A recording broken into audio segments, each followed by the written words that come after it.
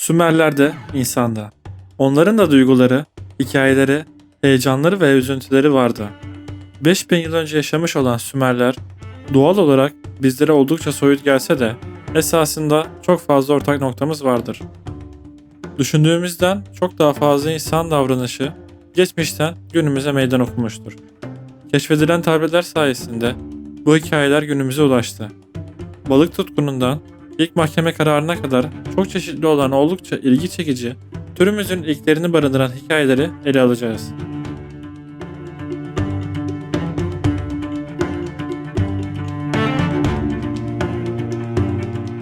Bir öğretmenin yazdığı tablet tarihteki ilk rüşveti kaydetmiştir. Bu hikayede bir öğrenci okula geç kalıp öğretmeninden dayak yiyeceğinden korkmakta. Bu yüzden annesini acil olarak öğle yemeğini hazırlaması için zorlar. Fakat çabaları nafile. Eve döner ve daha fazla dayak yememek için babasına öğretmenini eve çağırıp onu yumuşatması için hediyeler vermesini önerir. Babası çocuğun önerisini yerine getirerek öğretmeni eve davet eder. Ona elbise, yüzük ve başka hediyeler verip şarap ile yemek ikram eder. Öğretmenin öğrencisinin övücü sözleriyle hikaye sona eriyor. Yıllar geçmesine rağmen insanlık aslında pek değişmemiş gibi geliyor değil mi? Nippur'da bir berber, bir bahçıvan ve bir kişi daha bir tapınak memurunu öldürüyor. Sonra da bilinmeyen bir nedenden dolayı bu durumu ölen kişinin karısına söylüyorlar. Kadın cinayeti ilgililere bildirmiyor. Daha sonra bir şekilde bu olay duyuluyor ve yargılama başlıyor. Yargılamayı yapan halk kurulundaki bazı kişiler cinayeti bildirmeyen kadına katiller gibi aynı derecede suçlu görüyor. Diğer kişiler ise müteveffanın karısına iyi bakmadığını, bu durumda kadının susmasının suç teşkil edeceğini ileri sürüyorlar. İki görüşü savunanlar kendi aralarında müzakere ediyorlar. Sonra da kadın masum bulunuyor. Katiller ise idamla cezalandırılıyorlar. Bu hikayeyi içeren mahkeme tutanağı ilk mahkeme kararıdır. Kuvvetle muhtemel günümüzde böyle bir olay olsa yine aynı şekilde karar verilecektir.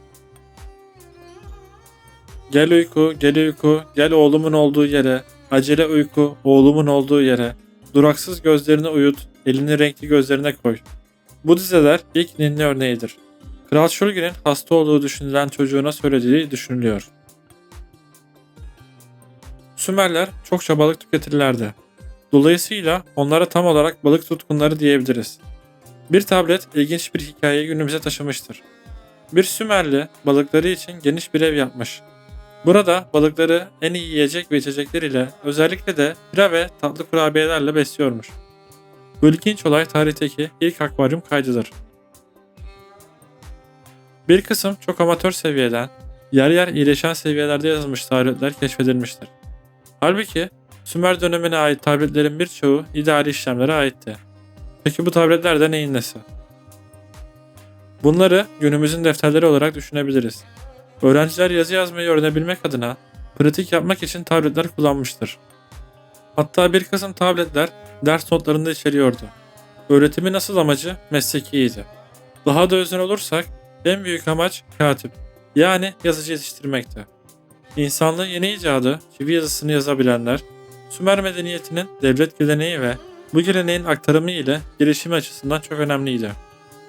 Zamanla okullarda sadece yazı değil, ilahiyat, bitkiler, hayvanlar, matematik ve gramer öğretimi de yaygınlaşmaya başladı. Bilgiler yavaş yavaş öğrencilere okutulan ortak tabletlerde toplanmaya başlamıştı.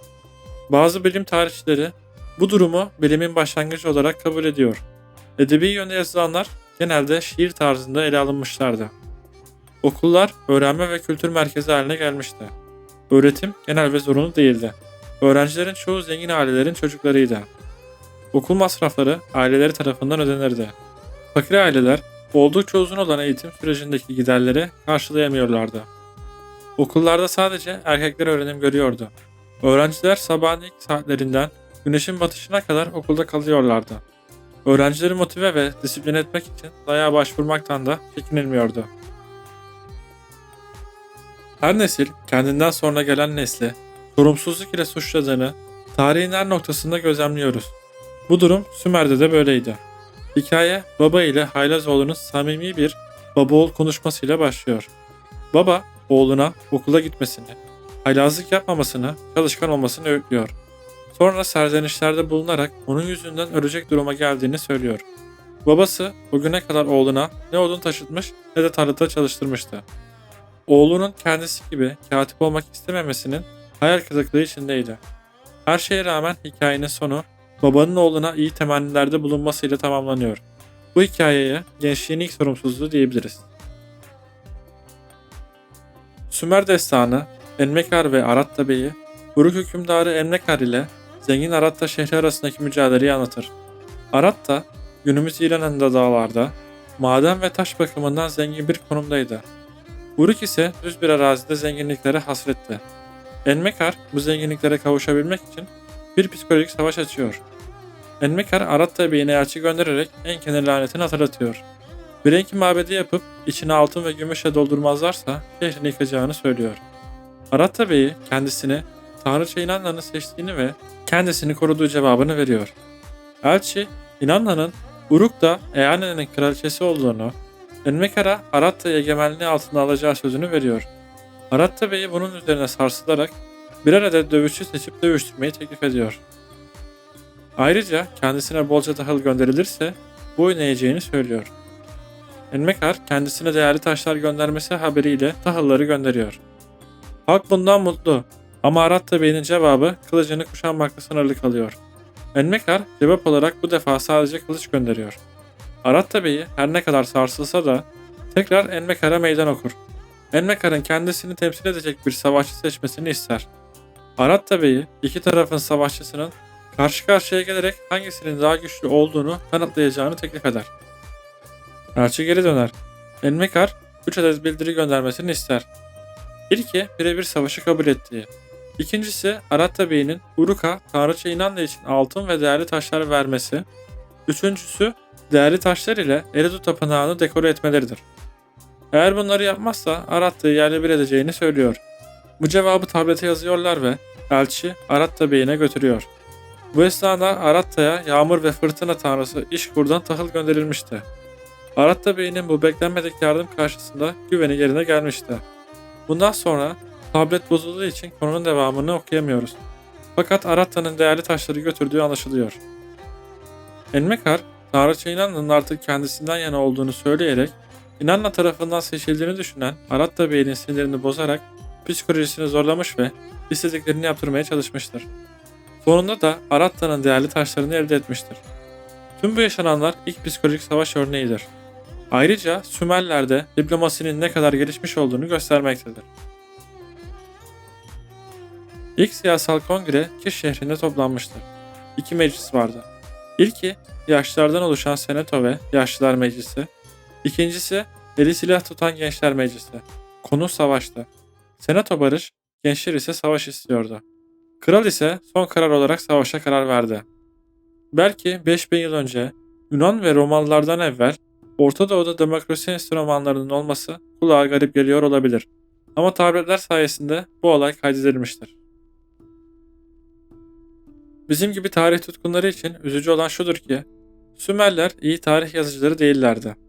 Çünkü onlar var olan şeylerin evrenin oluşumundan hemen sonra tanrılar tarafından yaratıldığını düşünüyordu. Bu yüzden sadece çok önemli olaylar yazılmıştır. Fakat M.Ö. 2500 yıllarından itibaren Akkad İmparatoru Sargon'a kadarki olaylar Lagash şehrinde tarih yazıcılığına uygun şekilde yazılmıştır. Sadece savaşlar yazılmamış, tarihteki ilk vergi indirimi anlatılmış, ilk kez özgürlük kelimesi kullanılmıştır. Bulunan bir tablet, köyde yaşayan bir çiftçinin oğluna yönelik tarımsal uygulamaları anlatan bir rehber niteliğindedir. Bunu tarihteki ilk çiftçinin el kitabı olarak adlandırabiliriz. Bu metin, Mayıs ve Haziran aylarında tarlaların temizlenip ekilmesinden ertesi yılın Nisan-Mayıs aylarına kadar olan tarım işlerini detaylandırır. Bununla birlikte metin, sulama, tohumlama, toprağı işleme ve hasatla ilgili önemli uyarılar da içeriyor. İnce detaylar ile Sümerlerin tarıma verdiği önemi net olarak anlayabiliyoruz. Sümerler ahlak kurallarını bir arada sistematik olarak açıklayan belge bırakmamışlardır. Bu konudaki görüşleri yine farklı hikayeler içinden çıkarıyoruz. Onlar kötülük ve yalancılıktan, kanunsuzluk ve düzensizlikten, haksızlık ve zulümden, günahkarlık ve asilikten, gaddarlık ve acımasızlıktan nefret ediyorlardı. Hükümdarlar genellikle memlekete düzen getirmekle, fakirleri korumakla, zorbaları kovmakla övünürlerdi. Krallar için yazılmış ilahilerde aynı şekilde iyi ahlaktan söz edilmektedir. Tanrılar iyi ahlaklı olanları kötülere tercih ediyorlardı. Manevi değerlerden sorumlu çok sayıda tanrı vardı. Bunlar ilk ahlak kurallarıydı. Fakir adam gümüşünü kemirir durur. Gümüşü çok olan mutlu olabilir. Arpası çok olan mutlu olabilir. Fakat hiçbir şeyi olmayan rahat uyuyabilir. Suya sokulsan suyu kirletirsin. Duyduğunuz tüm bu sözler Sümer atasözleridir. Sümer atasözlerinin ana karakteri bizimkilere çok benzemektedir.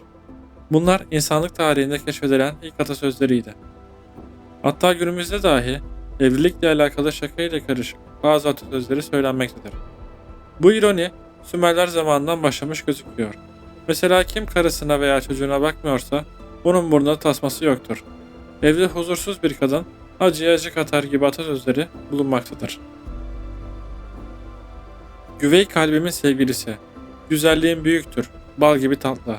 Aslan, kalbimin kıymetlisi, güzelliğin büyüktür, bal gibi tatlı.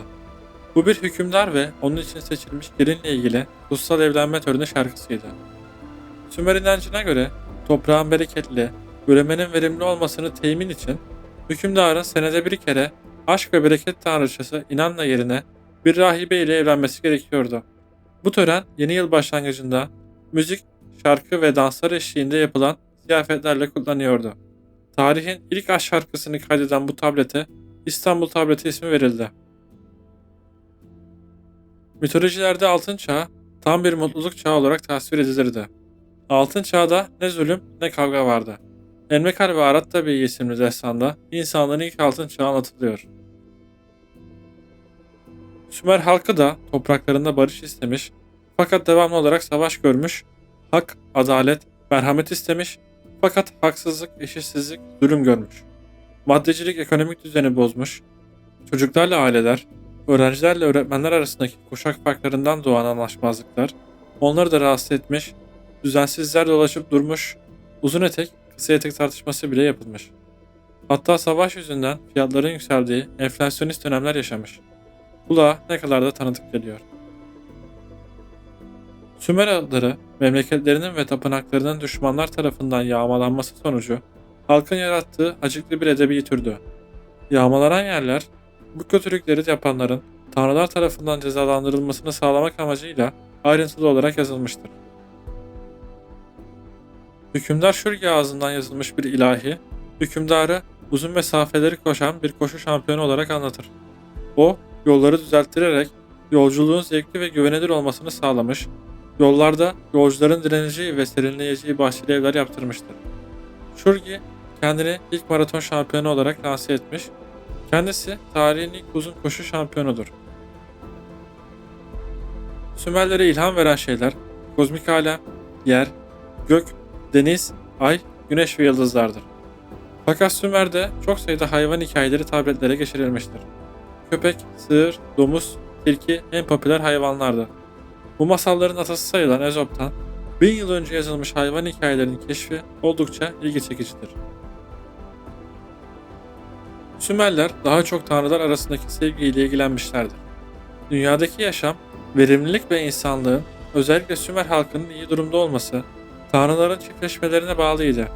Sümerler metinlerinde erkek ve kadın cinsel organlarını tam gerçek adıyla anlıyorlardı. Sümerlere en çok erotik ilham veren şey Tanrı İnanna'ydı.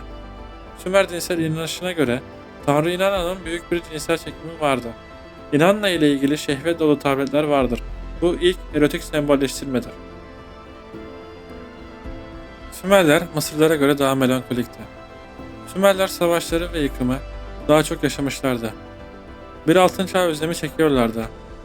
Tanrı Nihursag'ın yakışıklı oğlu bir gün kaybolur. Tanrı oğlunu her yerde arar, ağıtlar yakar.